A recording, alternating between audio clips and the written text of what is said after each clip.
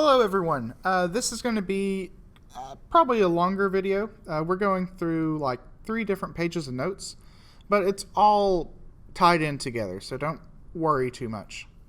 In order to begin, make sure that you have, I think I'm going to be labeling these whatever number the assignment is, A, B, and C. So make sure that you have those completed.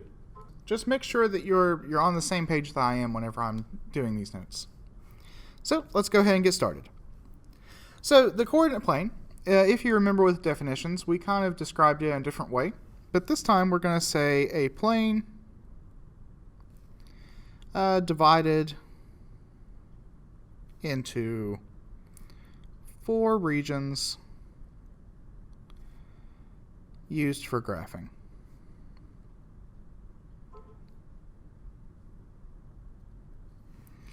And what I want you to do, or what we want to do, is to label the origin, the quadrants, the x-axis, and the y-axis.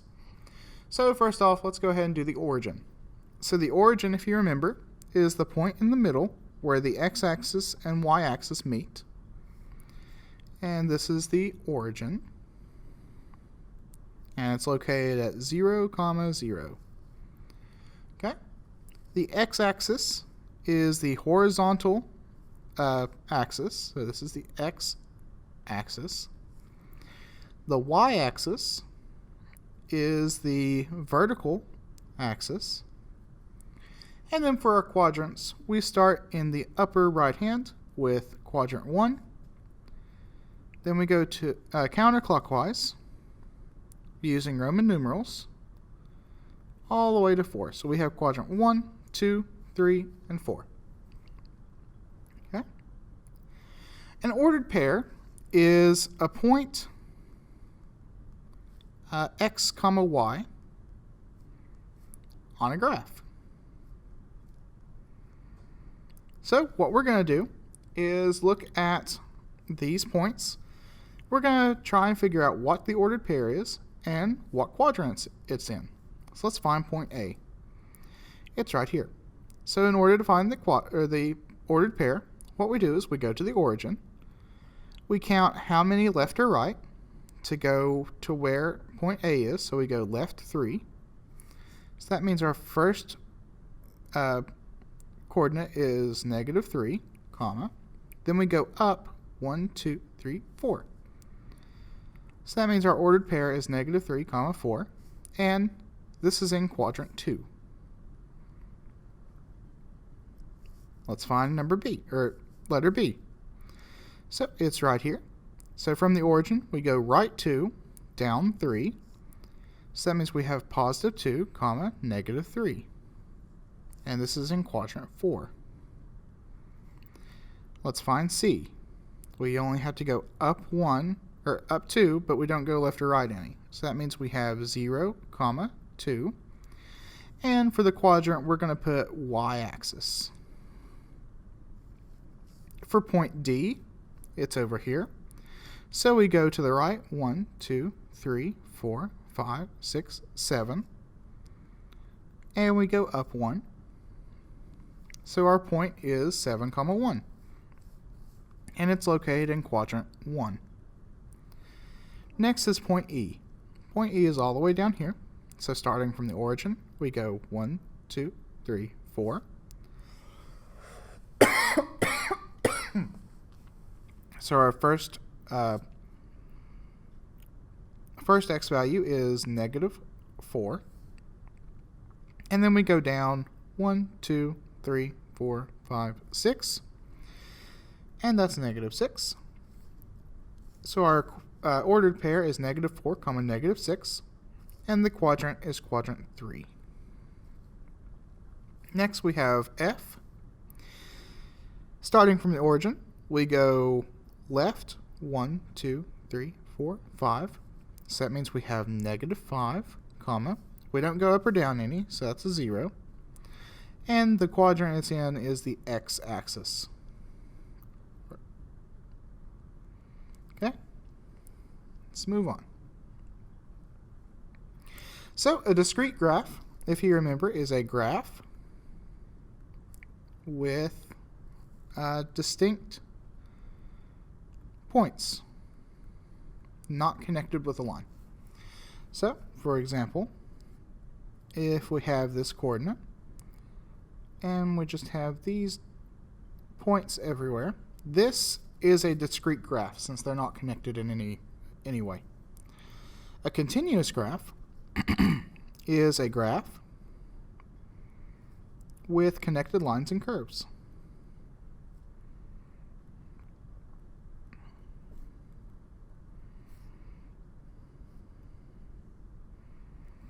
So, in other words, if we have the coordinate grid,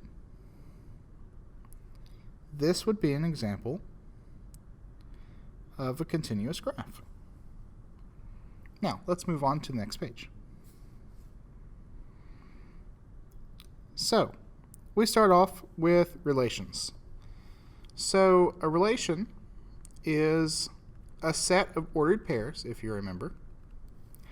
So the definition is a set of ordered pairs. The set of the x values is called the domain, and the set of the y values is called the range. And what we're going to do for these questions, we're going to find the domain and the range using the ordered pairs. We're going to set up a table, we're going to map it, and then we're going to graph it. So let's do the domain. If you remember, we talked about the domain being the x value of each ordered pair in the relation. So we draw a curly brace for a set, and we look at each x value. So we have -3, -2, 1, 3, and -3. And that's our domain. The range is the y value for each ordered pair. So we have 1, 0, 2, -4, and 5. Okay? Now, for the table, what we're going to do is we're going to go from lowest to highest. So the lowest x value that we have is -3. We have 2 of them. Then we have -2, 1, and +3. Then we're going to look at the x values associated. So we have -3, 1, -3, 5, -2, 0, 1, 2, and 3, -4. So we just filled this in. Okay? Now we're going to use our mapping. So we're going to have -3, -3, -2, 1, 3. Then we're going to have -4, 2, 0, 5, 1. So this relates to the domain, and this is the range. And what we're going to do is we're going to connect where they should belong. And in fact, since there's 2 copies of -3, I'm going to erase one, and we're only going to have 1. So -3 goes with 1 and 5. So we go down to 1, we go down to 5, okay? -2 goes with 0, 1 goes with 2, and 3 goes with -4. And that's our mapping. Now what we have to do is the graph. So we can use the coordinates, we can use the table, we can use the mapping, whatever we want. We're going to graph each of these. So the first thing, let's start from the top of the table and just work our way down. First thing, we start from the origin. We use the x-coordinate, so we go to -3, so 1, 2, 3. Then we go to the y-coordinate, +1, so we go up 1. That's going to be our first point. Okay? Next, we have -3, 5. So we go to the left 3, and we go up 5. 1, 2, 3, 4, 5. So this is our second point. Our third point is -2, 0. That means that we go to the left 2, and we don't move up or down. So it just stays there. Next is 1, 2. So we go to the right 1, up 2. 3, -4. So we go to the right 3, down 4. And that's the graph for this relation. So let's move on to number 2. For this one, we have domain.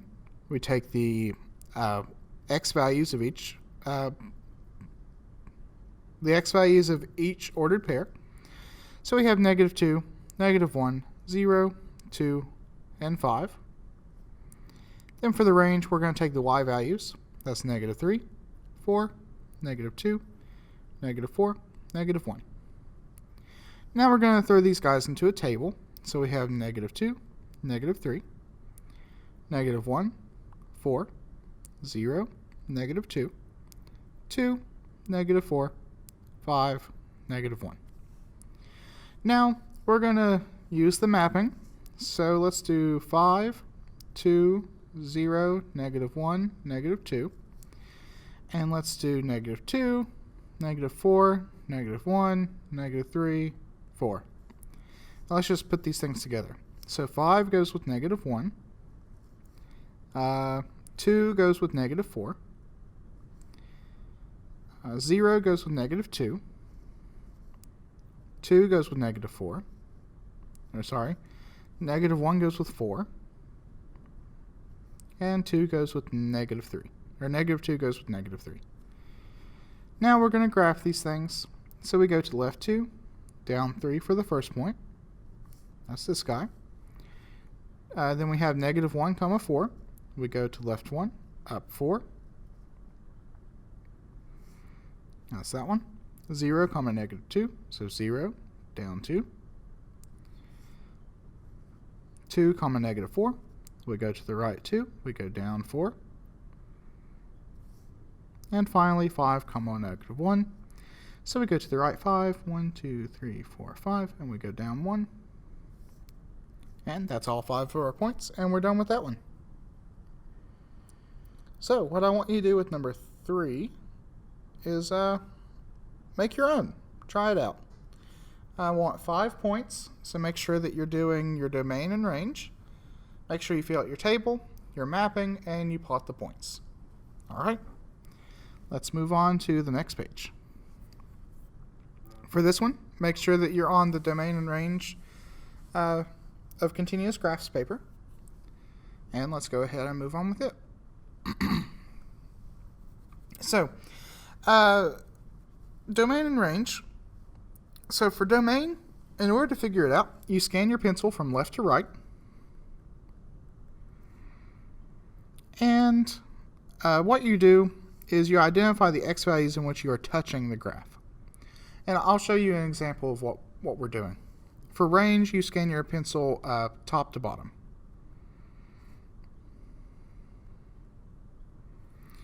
And identify the y values. So let's go to number 1. So we're trying to find the domain of this. So we start from the left. And since this is a line, we know that it goes on continuously in that direction. So we're actually starting at negative infinity, and we're coming closer and closer, closer, closer. Now we're on the graph. Okay, we're still getting y value or x values, and we keep going to infinity. So basically, we're taking all of the possible numbers. So what we do is we say all reals, or we can put the symbol like that. Next, we do the range. So we go top to bottom. Okay, our lowest point is right here, and then it looks like we have every single y value above that. So that means that when y is greater than or equal to -2, that would be our range. Okay, so anytime that you have a possible y value, so let's say -3, we don't have a value here, so this isn't a point. But if we go to 1, we do have something that has a y value of 1. Okay? So let's look at the domain for number 2. So we scroll left to right. We touch the graph at -3. So we go from -3. It's closed, by the way. So or let's write it a different way. So we start at negative 3. We go until positive 3. So that means we have negative 3 less than or equal to x less than or equal to 3. Alright, that's the domain. So meaning that we can touch negative 3, we can touch positive 3, and we have all the values in between. Okay? Let's try the range. So up and down, the lowest value is going to be negative 3. The biggest value is going to be positive 3. So that means our range is going to be negative 3 less than or equal to y less than or equal to positive 3. Because you're touching negative 3, y equals negative 3. You're touching y equals 3, and you have all the y values in between. So the range would be negative 3 to positive 3. Let's take a look at number 3. So with this guy, this is a straight line that keeps continuing forever. Okay? So the domain, we go from negative infinity all the way to positive infinity. So we're going to have all reals. And for the range, if this guy keeps stretching out infinitely, he's going to touch every single y value. So the range is also all reals. Okay? Let's look at number 4. So let's try and find the domain. Remember, that's left to right. Since these are arrows, we know these extend on forever. So the domain would be all reals. And the range, well, you have to figure that out. So the highest number that it is would be right here. And that is 1, 2, 3, 4, 5. So that means that y can't be greater than 5. So it has to be less than 5. And it is able to be 5, so we can say y is less than or equal to 5. Okay? That's the range. Let's take a look at number 5. Okay? So we have a little diamond thing. We go left to right to find the domain. We hit the graph at negative 1. We keep going until... Is that positive 5? Yes. So we keep going until positive 5. There's our domain. For the range, we just look up and down. The lowest point is going to be negative 3. The highest point is going to be positive 3. Okay? Let's look at number 6.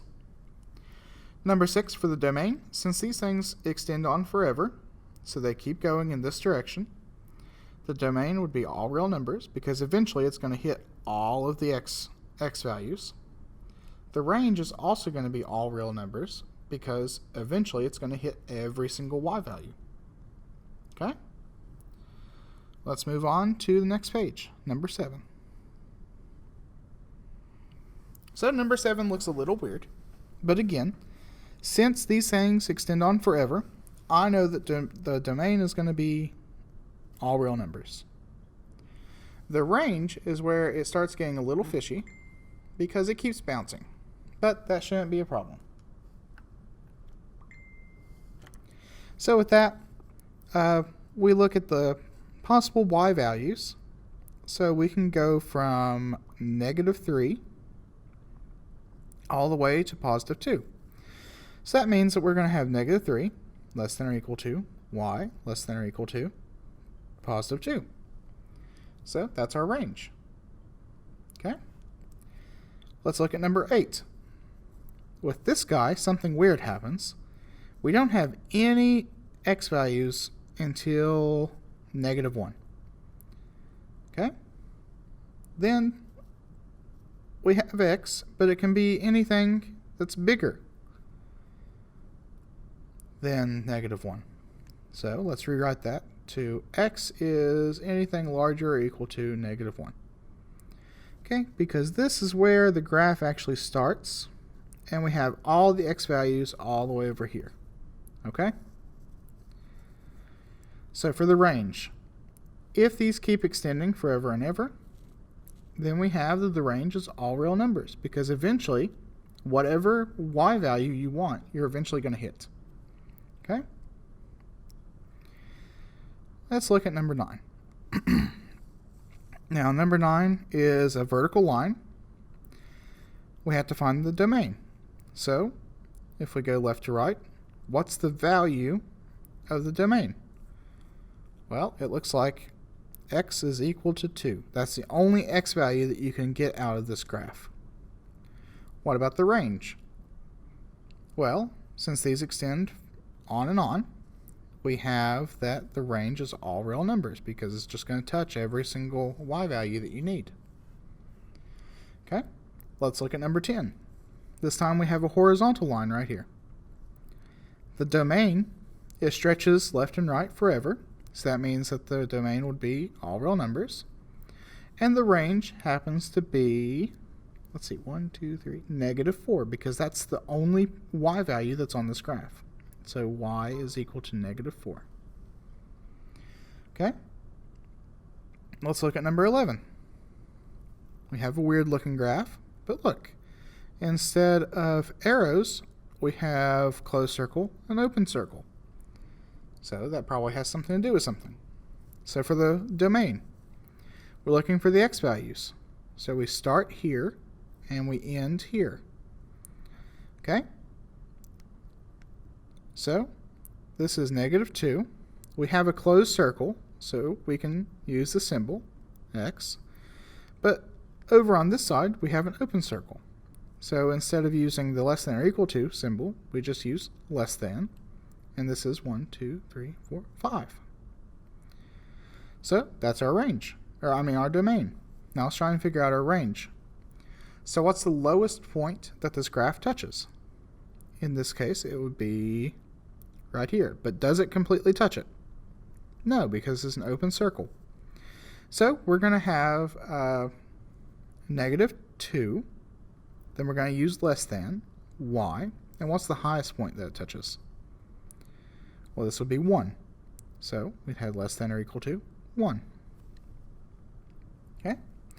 So the range is from the lowest point to the highest point of the graph, and then the domain is from the most left to the most right. Okay? Let's go about number 12. So with number 12, let's try and figure out the domain. What's the farthest left? Well, that would be right here. And that's 1, 2, 3, 4, -4. We have a closed circle there, so we can use less than or equal to symbol. And what's the farthest right? It's right here, which is 1, 2, 3, 4, 5. And we can use this symbol because it's a closed circle. Again, the symbol is the less than or equal to, and this is our domain. Let's talk about the range. What's the lowest point? Right here. Highest point is right here. Lowest point is -3 with a closed circle, so we have less than or equal to y. And then the highest point is 1, 2, 3, 4, 5. And it's a closed circle, so we can use less than or equal to 5. And that's our domain and range for number 12. Okay? Let's look at number 13. Well, if you look, we have an arrow on this side and an open circle on this side. So for the domain, we're actually going to go from -infinity all the way to, what is this, 2? But we don't touch 2. So what's another way of writing that? Well, we could have x is less than 2. Because we never touch 2, but we know that all the x values are going to be less than 2.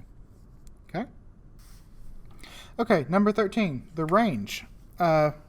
So the smallest number that we can get for the range is going to be -infinity because of this arrow. It just keeps on going. So the highest would be 0, but we can't touch 0. So we're going to say y is less than 0. Okay? Let's move on to number 14. So with this one, we have domain and range. So for the domain, our most left point is right here. And our most right point, well, it's an arrow, so it's going to be infinity. So we can write this as,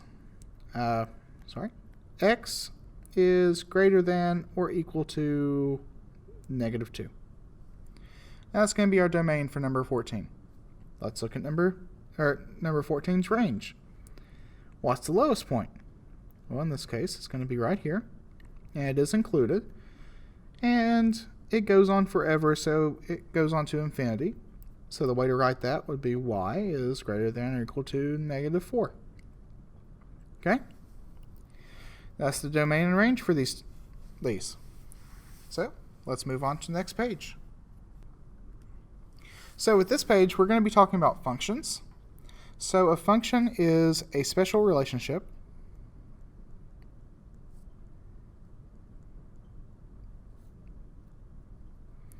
between values where each input, or the x, has exactly one output.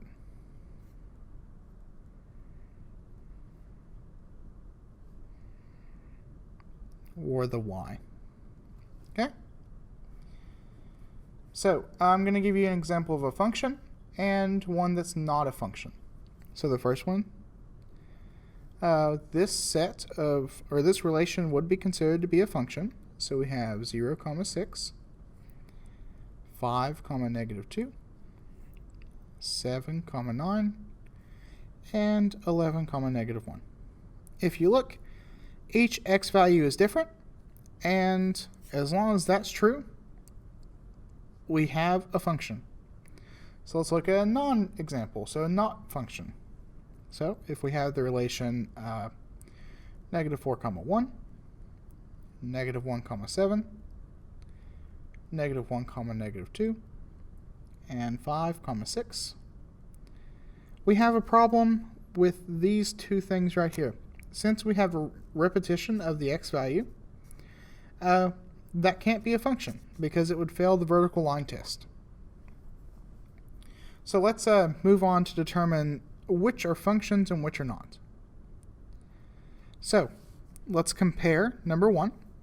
We look at the x values. If they're all different, then we have that this is a function. So yes, it's a function. Number 2, we have -2, 0, 2, 3, and 2. Okay, we have repetition, so that means that this is not a function. Number 3, we have -4, -3, -2, 1, -3. This guy and this guy. This means it's not a function, since we have repetition of the x values. Number 4, we have 1, 2, 3, 4, and 5. That is a function. Okay? Let's try looking at a table. Our x values are 3, -1, 0, 2, and 3. Okay? Our problem is right here. So this is not a function. What about this guy, number 6? -4, -2, 1, 2, 5. That is a function. Number 7. We have -5, -3, 0, 1, 2. That is also a function. Number 8. We have 1, 4, -7, 4, -1. That is not a function because of these two guys right here. Number 9. We have -8, -4, 0, 4, and 8. This one's good. It doesn't matter if all the y's are the same as long as all the x's are different. Okay? Number 10, we have 1, 2, 3, 4, and 5. This is a function. Okay? Let's try mapping. So, we have -3 goes to 0, -1 goes to 4, 2 goes to 7, 4 goes to 4. This is a function. We don't have any repetition. Let's see. We have -4 goes to 4, -1 goes to -1 and 7, -2 goes to 3, and 1 goes to 7. This is not a function because -1, it has repetition. It can only go to one y value, not 2. Okay, let's look at number 13. We have -1 goes to 2, 0 goes to 1, 1 goes to 2, and 2 goes to 5. This is a function. Okay? So let's move on to the next page. So I mentioned earlier the vertical line test. When given the graph of relation, the vertical line test can be used to determine whether the relation is a function. The vertical line test states that if a vertical line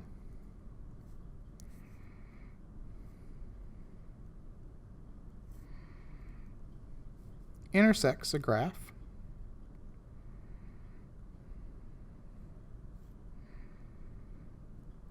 more than once,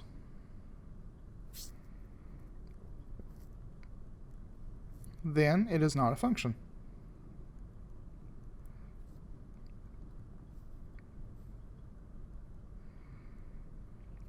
Okay? So for example, if we have this relation, this would pass the vertical line test because it would only intersect once. So this is a function. For a non-example, we have a circle. If we have a vertical line, it hits 2 points. So this would be not a function. Okay, now that we have this information, let's look at 14 through 21. So 14.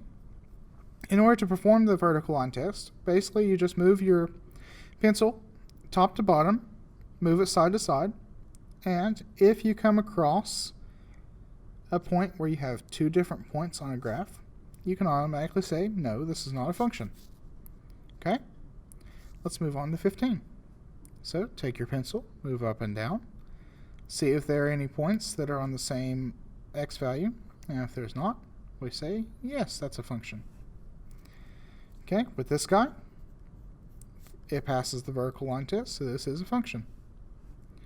Number 17, this fails the vertical line test because it intersects in 2 different spots, so this is not a function. Let's look at number 18. This is one of our non-examples. So if we have a vertical line, it intersects in 2 different spots, so this is not a function.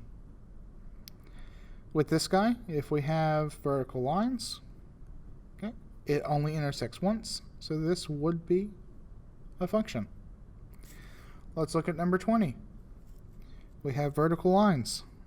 Oh no, it just touched every single point on that line, so it is definitely not a function. And finally, number 21, if we have vertical lines, it only touches once, so we can say that this is a function. Alright, be looking for your homework. If you have any questions, please let me know, and I hope you have a wonderful day.